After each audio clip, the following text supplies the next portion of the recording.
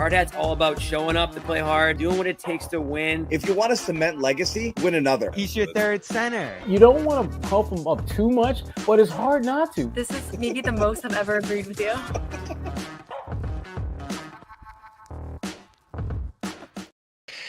Hey, Bobby Manning here, and welcome to a Monday edition of the Garden Report. Back here with another week of Celtics coverage, training camp. Just a little more than a week left of it. One preseason game left for the Celtics, and they're now 2-1 after rolling over the Cavs, who I was looking forward to seeing, and I didn't get to see because no one played again against the Celtics here in another preseason. Is this new, Justin? I feel like in past years, teams haven't sat guys as aggressively as they have this summer, this fall. I don't remember quite as many rest days in a preseason as at least I've seen. Yeah, I think it's tough because I haven't watched a lot of preseason outside of the Cavs. I'm kind of easing my way back into the NBA season, and Cleveland played Chicago twice. Chicago was kind of playing their guys. I think the Cavs basically did the same approach last year, where first two games, everyone's kind of playing. The starters are getting some good burn. Third game, give them a little bit of a break. Kind of let some of those deeper guys go, and then a bit of a dress rehearsal for the final game. But the Cavs, I think they're now 0-8 in the Kenny Atkinson era in preseason. So no way. A very funny trend that is just kind of continued. Yeah, so I think he'll want the guys being out as an excuse for that. But we'll get to the Cavs in a little bit. I'm actually a little lower on them going into this year, and we can get into why. But I want to hear your thoughts on the Celtics first as we start this year, because there's so many opinions about them, and on both sides. I feel like some fans think they're going to tank. Some fans think they'll be better than expected. And the outside view, surprisingly enough to me, despite the losses here, despite everything that went on this summer with them, is that they're going to be fine. And even me, who's going into this year, I'd say relatively optimistic, I've been surprised by just how much the sentiment outside of Boston is. They're going to be fine. They got Jalen, they got Derek White, they got all that fabric from winning, Joe Mazzulla, all the rest there. Because when you actually look at this roster, there are a lot of holes, a lot of questions. Yeah, but at the same time, have you looked at the Eastern Conference, right? Like that's always the argument. It's a bit of a down year for the East in general, and a big part of that is obviously Jayson Tatum, likely being out for at least a large portion of the season. We'll see how he approaches things there. Tyrese Halliburton and, Miles Turner leaving Indiana.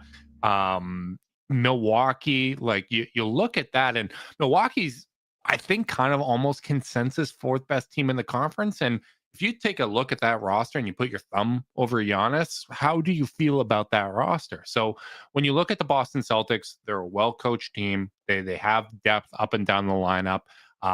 Obviously a little thin when it comes to the big man rotation, but I think this is a team that's going to be in the postseason. Like that might be, a 7 or 8 seed, depending on what happens in the play-in or whatever the case may be. But there's probably a realistic chance that this is maybe even a first round matchup for the Cavs. And, I just think there's not enough established teams in the Eastern Conference that are looking to take that next step, right? Because I think the teams that missed the playoffs last year in the East, a lot of them do have talented rosters, but with the exception, or at least talented aspects of their roster, a few good players.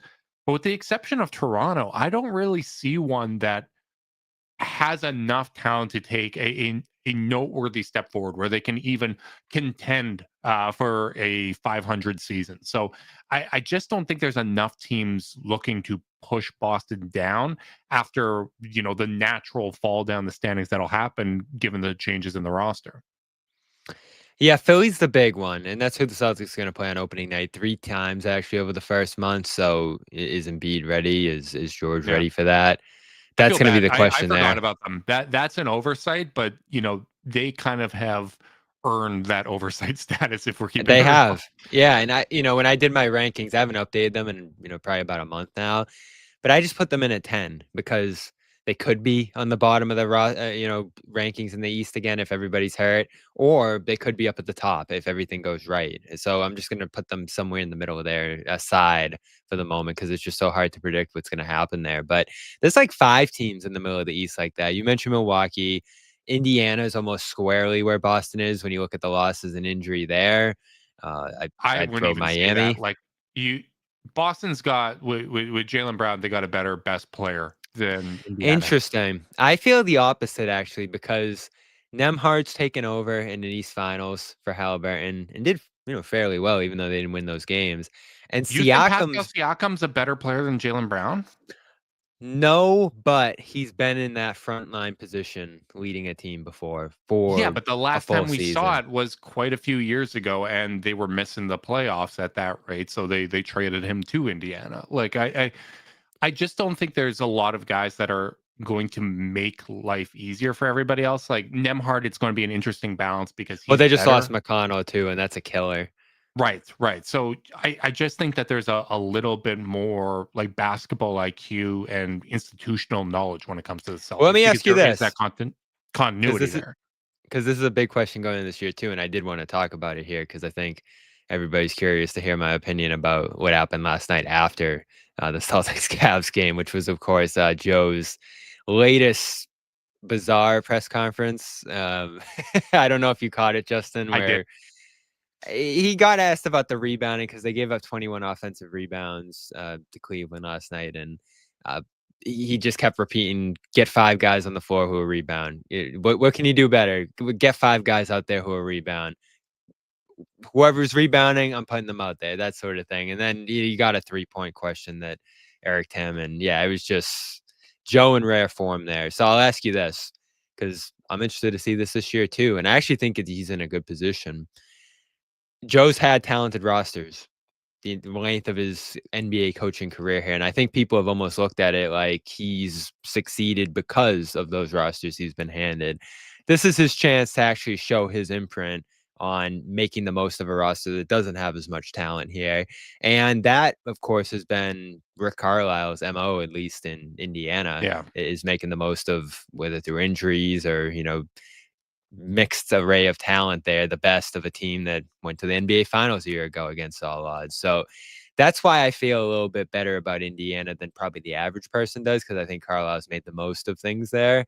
Yeah. Joe, I have confidence in, but we haven't seen it yet.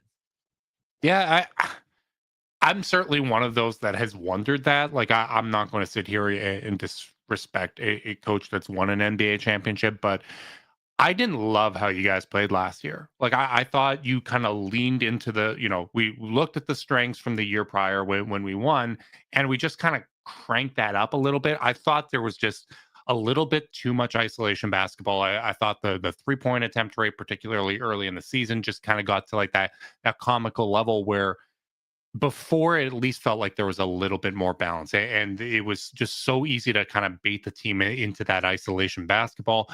Cavs obviously did a lot of that, basically just using Darius Garland as the point of attack defender they used them that way all season, but against Boston in particular, they knew, all right, we're going to put Garland at the point of attack. They're going to switch Tatum onto him every single play, and Tatum's going to settle for a mid-range jumper. And, Garland, I think Garland defended more Tatum shots than any player in the NBA last season. They spammed the mismatches last year. It was unbelievable. And he shot under 30% on those shots, right? Like, and I don't think that's necessarily anything.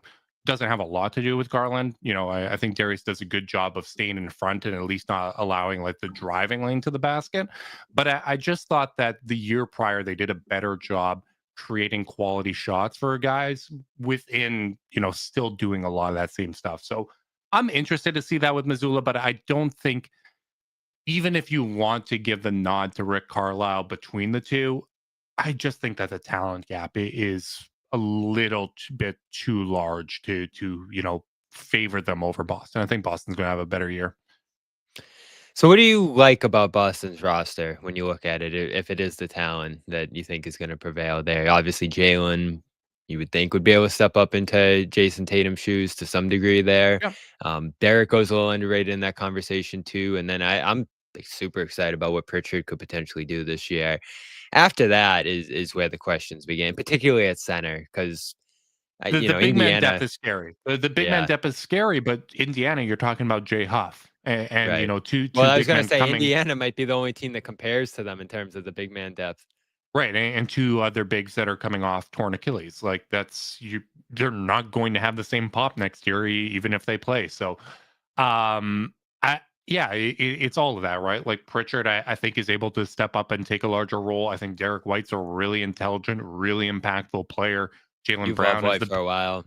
yeah, Jaylen Brown's the best player out of either team, and I think he absolutely has a path to having an All NBA season, and maybe even a first team All NBA season, given the load he's going to have to carry, and then scoring off the bench and Simons. Like I think that he can bring a nice punch and give them some shot making, even if things are stagnant. So yeah, I have a lot of questions from a big man perspective, and I think that's the type of thing that would show up in a matchup against the actual Cavs roster, just given kind of the size that they have this year, even compared to years past. But I just think the top end talent's better. I think you might even argue that the depth's a little bit better, but obviously both of these teams are a little incomplete without their best player.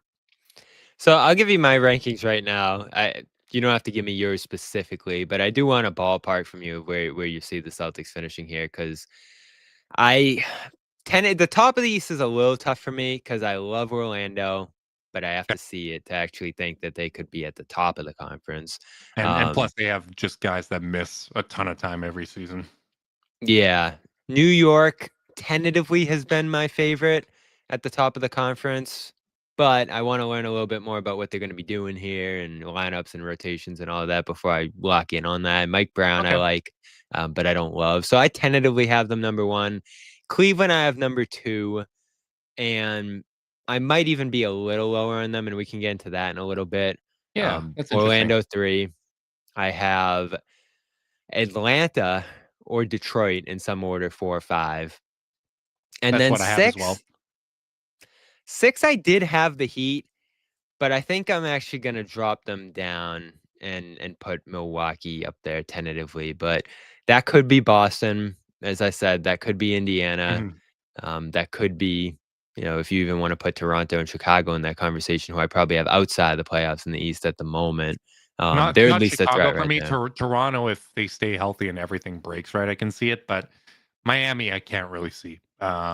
Especially with Tyler Hero missing time to start the season. Like they needed Hero to be so good last year for the entire season just to sneak in, and they were the 10 seed last year, right? and they found a way into the playoffs. Obviously they were a lot better after the All-Star break, but I don't think that's a roster that got a whole lot better. I think Norm Powell's going to help them, but it's I think the ceiling's probably about an 8 seed for them. Yeah, especially, I mean, they have like 4 other guys who are banged up now too, and looks like they might even be trying to figure out how to move on from Rozier here before this year even starts. So I don't love what I'm seeing out of their camp. Did he? Got hurt in preseason, rolled his ankle. So that's another, I mean, knock on wood here for the Celtics. They've been able to stay relatively healthy through camp, with the obvious one big exception to that here. McConnell down in Indiana, and the Cavs have some injuries in camp here as well as the year gets started. Philly, their guys still haven't recovered from their off-season surgeries. So, that is another advantage that the Celtics have in the mix here. So I'd say I'm 7-ish on them. If they're 6, I wouldn't be surprised. If they're 8, I wouldn't be surprised. 9, 10, 11, I'd be a little more surprised on the low end for them.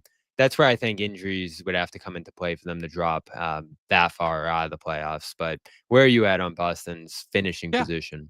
6, 7, 8. Like I think that's where it's going to be. I would prefer 6 or 7 because I do think that the Cavs are going to be the 1 seed again this year. I don't want to play Boston in the first round, particularly, if Tatum does kind of make one of those kind of later season returns. I don't expect him to be himself, obviously, coming off the Achilles, but it gives them just a little bit more. So I think that's 6, 7, or 8 range, depending on how they approach the season, right? Like, do they stay healthy? Do they look to flip Simons again for something that's going to pay off next year more so than this year? I don't think that I think they're too talented to tank for a high pick or anything like that. But I see them in that range.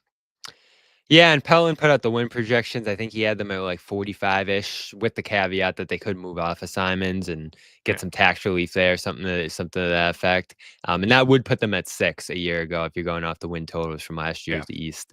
So I Elton could see only it. had 150 win team in the East too, so those projections, I wouldn't put too much stock in them.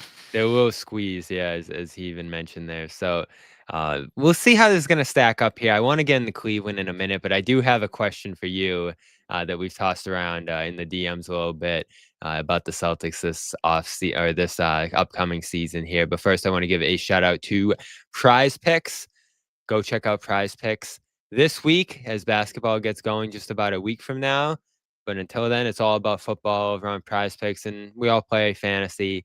We all have the injuries pop up or bad selections or whatever it might be that ruin your season-long fantasy team. So every week, I go over to Prize Picks and make some decisions about who I want on my team, who I like to score more than one touchdown. In this case, Saquon Barkley is always a popular choice for me, and Josh Allen more than 270 passing yards. That's another direction you could go there. I like what Drake May's doing this year, whether it's touchdowns or yards. And of course, they got all the great sports that are going on right now. It's baseball going into the late stages of their season. Hockey's back as well.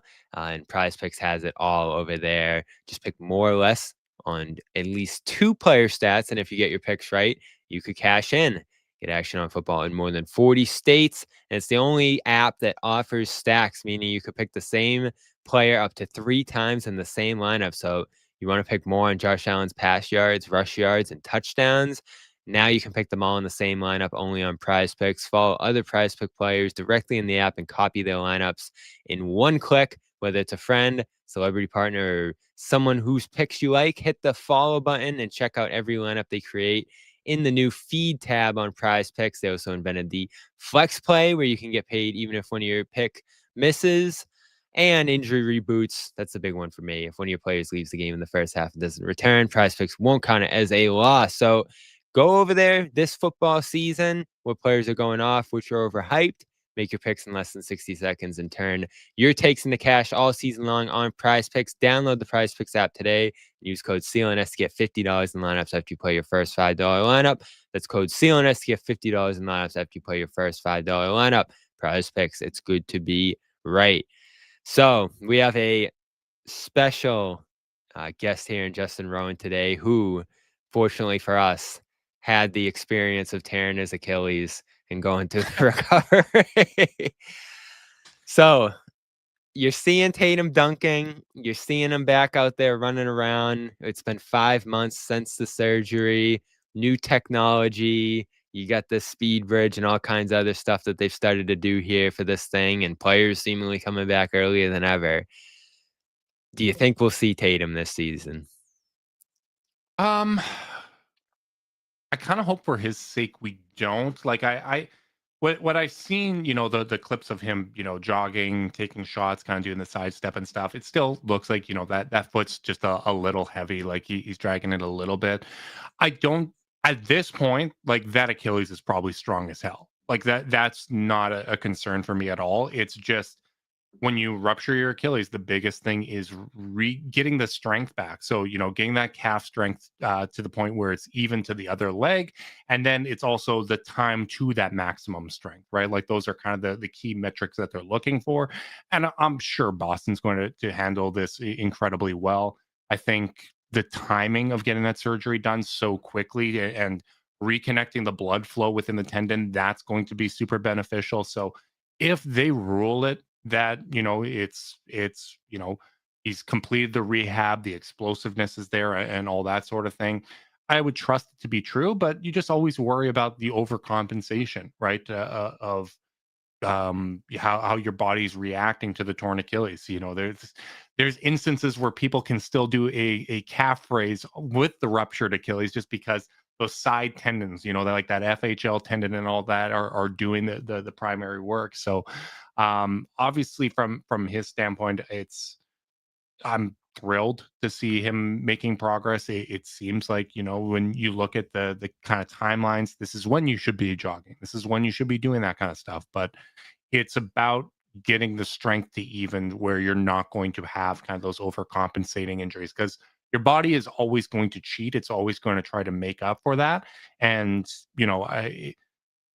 as someone on the outside, I would say the best thing is to trust the doctor. So if they clear him and he's ready to go in March or April, about a year out, that would be a terrific story. I think he's one of the most talented players in the NBA, someone that you would expect to be, one of the faces of the next generation in the NBA.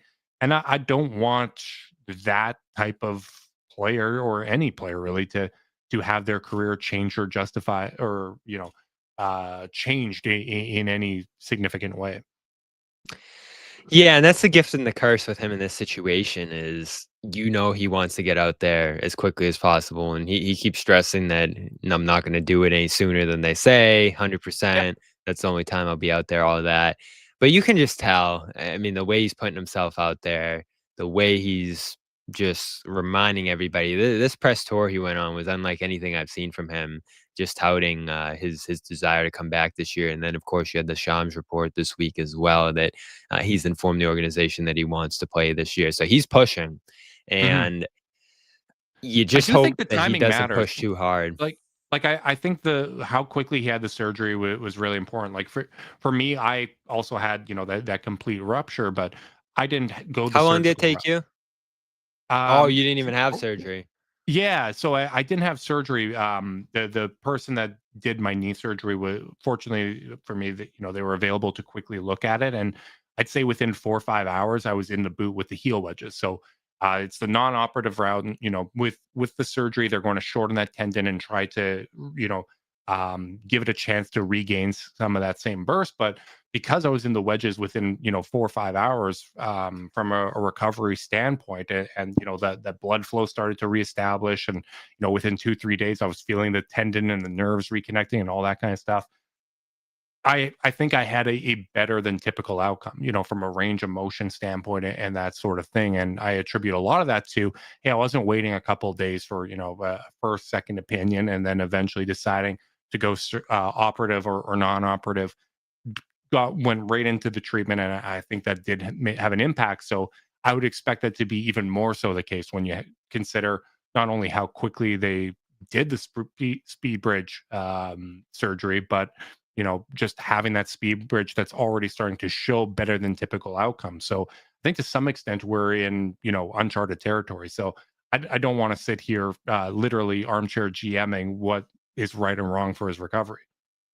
Yeah, for a lot of reasons. And Noah and I have had this discussion over, the last couple of days here too, is like, I think it's Jackson there in Indiana, and Wiseman and Drew Smith in Miami too. Like, these guys are coming back into this training camp ready to go and playing in the preseason game. So how much earlier could they have even been in action if games were actually happening, a month ago there? So they've been on the early side. Some of the guys starting to come back already. And of course, Lillard, Halliburton, timing wise, it makes sense. Those guys ruled themselves out, even in Lillard's case, being a little further in his career.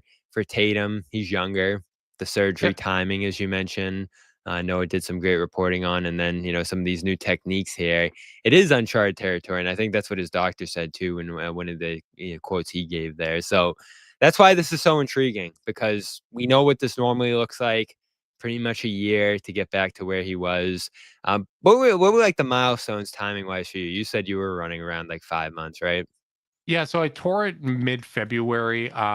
In September, like mid-September, I was went to Morocco and did like a big Sahara Desert like trek and stuff like that, camping out there. So walking, sorry, I don't have the conversion to miles because I'm Canadian here, but there's some 15-kilometer days pretty repeatedly over that whole trip. So at that point, I was already kind of jogging and doing that sort of stuff. Usually, even going the non-operative route. It did take me longer. Obviously, I wasn't training every day the same way, but basically, at the 12-month mark, they tell you can do everything, right? Like, I'm doing box jumps, I'm doing the explosive activities. You're trying to regain that.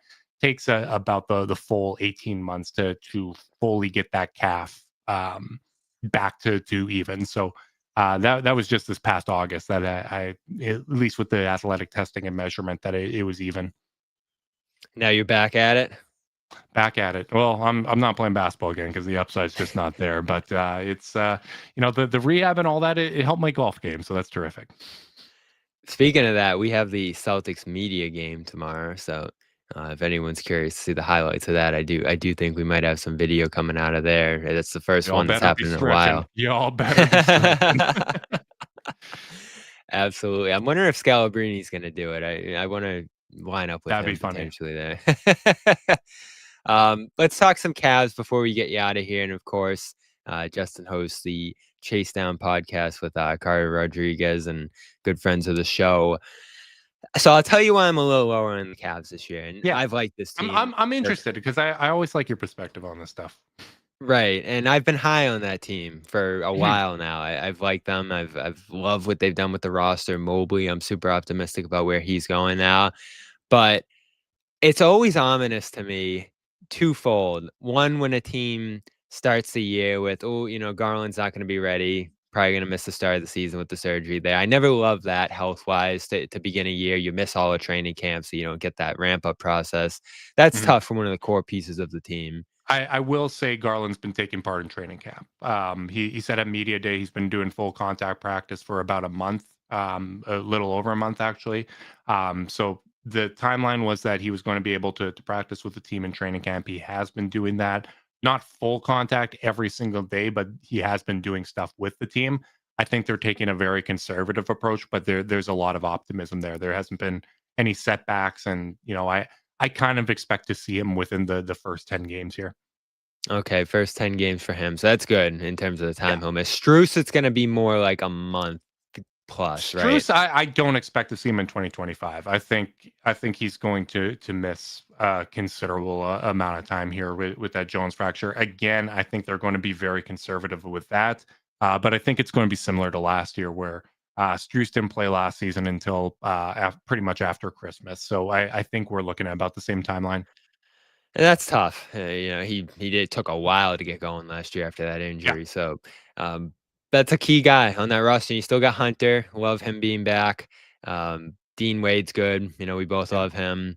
Hunter has been the summer MVP, according to Kenny Atkinson. He said he's been their best player in camp. And last year, Kenny was saying that about Ty Jerome. So, this is like a torch that's being passed where, if Hunter can be that guy, that'll be a lot of fun. But it does sound like even if Strus were healthy, the change was going to be made for DeAndre to start. And that's something that we've been really excited about and wanted to see even last year. That's a good thing. He got into that sweet spot last year of playing lower minutes and being efficient in those minutes. So we'll see if the ramp up in minutes and role here works for him, especially for a guy who's had injuries himself throughout his career. So that's another question there, whether that's going to work. Don't love the injuries. And this one's big for me. And this is just kind of a feel thing for me is you have this team. They've been in the playoffs a couple times now. They've fallen short a couple times of that conference finals. And so, does the belief erode here at all after another tough playoff loss? Because that was a tough playoff loss. I know they were beat up. I know it's injuries. They've dealt with a lot of that over the last couple of years here. Yeah. But in the year 3 of this Mitchell thing, this core here, does it start to break down a little bit at all? Or if there's a slow start, do guys start going in different directions there? Because they were so great last year. And I feel like we've seen a lot of teams have that amazing regular season and then not have it translate to the playoffs. And then the next year, it's like, can you actually get that back? Because it's going to be tough to top what they did last regular season. That was one of those years where it was just all in, new coach bump, new system gets everybody playing at their best. And now you're starting a year with a couple guys missing, and in Ty Jerome's case, a guy leaving entirely. So I think they drop off a little bit this year. I think it'll be the Knicks getting that, new coach bump, trying to perfect their roster there. Orlando's coming. I'm super excited about what they're going to do this year with the Desmond Bane edition and all that. I mean, they already showed that they were ready for this thing with the way they fought the Celtics round one, I thought. And then, you get some wild card contenders like Atlanta, who I like their offseason, and Detroit as well, who did lose Beasley and, maybe doesn't repeat totally what they did last year, but feels like they're on the ascent too. So where are you at on the your Cavs? Yeah, I think regular season, they're definitely going to take a step back. I think if you look at last year from an impact standpoint, the two most impactful players over that regular season were Darius Garland and Evan Mobley. Like, it was a dramatic difference with Garland on and off the court offensively. It's a dramatic difference on and off the court for Evan Mobley. And Donovan took, a little bit of a step back. So I kind of have them around 58 wins is kind of what I have in mind, coming down from that 64. Is that second, third-ish? I have them first still. I don't think the Knicks are going to take that big of a step forward in the regular season. Like, I don't think Mike Brown's going to play the guys 38, 40 minutes per game. And even if they're better equipped for the playoffs and maybe a little bit more balanced, that's going to result in fewer regular season wins, because the Knicks were incredibly healthy last year with their starters playing every minute of every single game. I like some of their additions, but Jordan Clarkson hasn't, been an impactful, helpful player in a winning situation in a very, I like Yabu, very long though. time. I like Yabu too, but again, to put Yabu on the court, you're taking somebody off the court that was playing, almost every minute of every single game the prior season, right? So, and they also got very lucky from an injury standpoint last year for a lot of guys that do miss time. So, I still think that the Cavs are going to finish ahead of the Knicks. I can see the Knicks finishing ahead, so I'm not going to take offense to that. But I think from a talent standpoint, I think this is the best Cavs roster since 2017. I think that this is absolutely a team that's built to win a championship. Injuries are probably my biggest concern. We need to see this team get healthy throughout a postseason. I do think, when you're talking about kind of the vibes and stuff like that of is there still the belief? This was a team that had an edge at media day. Like, you could tell that every single player was at a new level of focus. Donovan was talking about how. Yeah, go ahead. The interesting thing for me was the Okoro ball swap, and I know Atkinson was really excited about that. That one, to me, from what you're talking about there, like just shaking things up a little bit, edge, the mix, all that sort of stuff. Because I liked Okoro, but I do understand, especially with Garland being out to start the year, want to have a connective piece like Ball, a guy who has experience, who at his best could thrive in the role that he plays on this team. But I just wonder where he's at health-wise and effectiveness-wise at this point in his career. After what I thought was a pretty lackluster season in Chicago, obviously coming back from just the most enormous injury you can think of. But that was an interesting gamble to me because it could pay off big time. It could change the mix, the dynamic in there, his honestly, attitude. I think there's a really direct comparison, and that's OKC trading Josh Giddey, a former top 10 pick, just like the Cavs traded Okoro, the former top 10 pick, that neither team kind of had the room to continue developing for a often injured guard that they're hoping has, an impact off the bench, right? So I think that's what they're hoping for there. I don't know what you can count on for Lonzo. I think even with Garland out, he's going to be playing primarily off ball. That's where he's most comfortable. He's going to be kind of that connective guy. And I think the hope is he's not the same level of point of attack defender as Okoro. Like, Lonzo's thing is he's a better off-ball defender. He creates chaos with steals and stuff like that. And that's one of the real points of emphasis for the Cavs this year is last year they played back, right? We're going to maintain the integrity of our shell. We're not going to generate a lot of turnovers. We're not going to create chaos on the outside. This year it's different, right? Like, they've got guys that are going to create that chaos, right? Like, Lonzo's definitely one of those guys. Jalen Tyson plays that way. Larry Nance Jr. coming in, kind of that perfect third big that they've been waiting for, that can be an offensive hub and generate steals, generate blocks, all that sort of thing.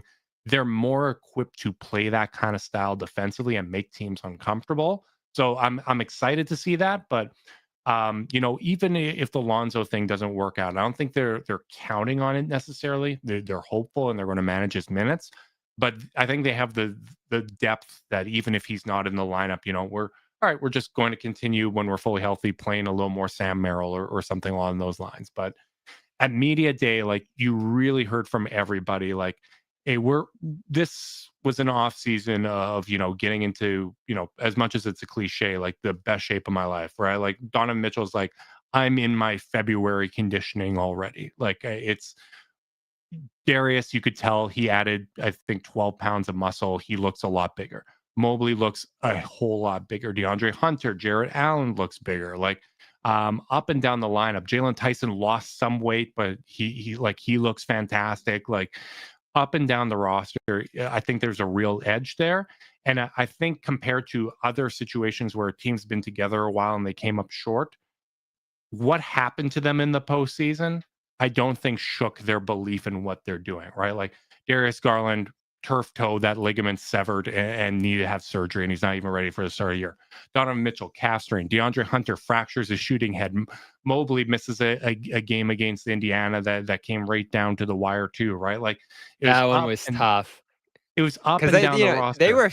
That was the most they were hurt in that series with guys out, but they were they had the game won, and they had the game won, and then you get the apology after, like, hey, sorry, 7 points worth of plays came from lane violations on the free throw, where Siakam still has the ball in his hand shooting a free throw, and Nesmith is on his hip already at the free throw line, and they blow that call. So if any of those calls go properly, that series is 1-1.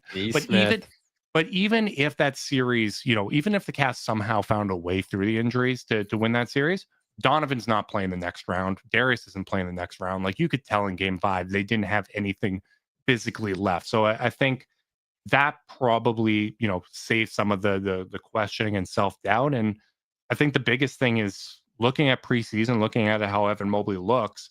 I don't know if he's going to do it. Just like last year, I thought it was the first year the Cavs could win a title, but it's about if they have the maturity, the consistency, all those sort of things.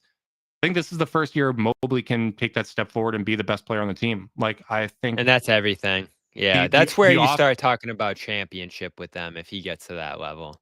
The body is where it needs to be finally.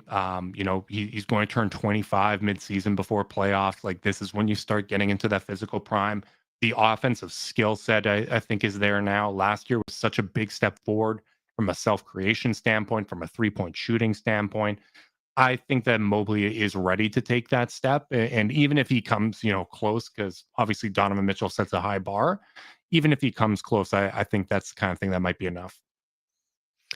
Definitely. And like I've said, I think he has to get to that point for this team to get to where they want to go here. But this is it, right? Celtics are down. Pacers are down. A lot of teams around the East dealing with injuries right now, and it's just this wide open conference. There's no reason on paper that they shouldn't be considered the favorites here and expect to advance to the finals. This is that kind of season for them, and to some degree, they're fortunate that the core's persisted long enough to get to this opportunity here, because Celtics championship team ends up in their way 2 years ago. Injuries pop up.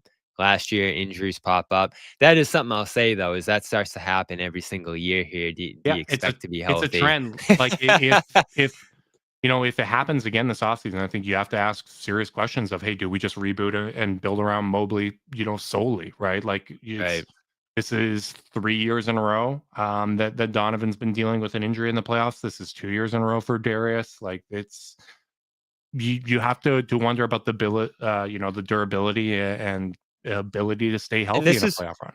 And this is where the Celtics could actually start to bump up the East a little bit. The more teams that are hurt in front of them, the healthier they stay, the more opportunity there is for them to rise. But it's not inconceivable if Cleveland has a bad injury season that the Celtics could finish ahead of them. It's unlikely. Yeah. But there's a world where it could happen. We've seen crazier things happen, right? Like there's always things that we don't see coming in the offseason that come to fruition in the year.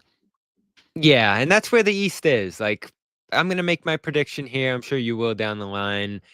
This thing's totally I had Michael Pina come on here and say Celtics could finish 12th. Like, that's where he's at on them. And I'm like, it's not out of the realm of possibility. The Magic could finish first. He even has the Magic winning the East, which I could totally see. There's a lot of different things that could happen here, and that's going to make it fun. This is the parity era we're in. I think it's particularly the case in the East where you don't have the Thunder just rolling things at the moment. So I'm excited for this year. I'm actually excited about the Celtics too. I know a lot of people aren't, but that element of doubt, like any given night, are you going to win? Are you going to lose? That's going to be there almost every single game for them. And I think everybody going into this season in the East looks at it and says, maybe outside of like the Nets and, the Wizards, this could go any number of ways this year. And that's going to be awesome. So it all gets started just about a week from Wednesday. Who do the Cavs have in their opener? Next, Madison Square Garden. Let's go. Nice. Is that Tuesday on the opening night, or is that on the Wednesday? 22nd. Yeah, it's Wednesday. There's no East teams playing on opening night. Of course. And he's going to have the whole season covered per usual. How many years you guys been doing the Chase Down now? This is season 9. This is our 9th season covering the Cavs. So that's pretty fun.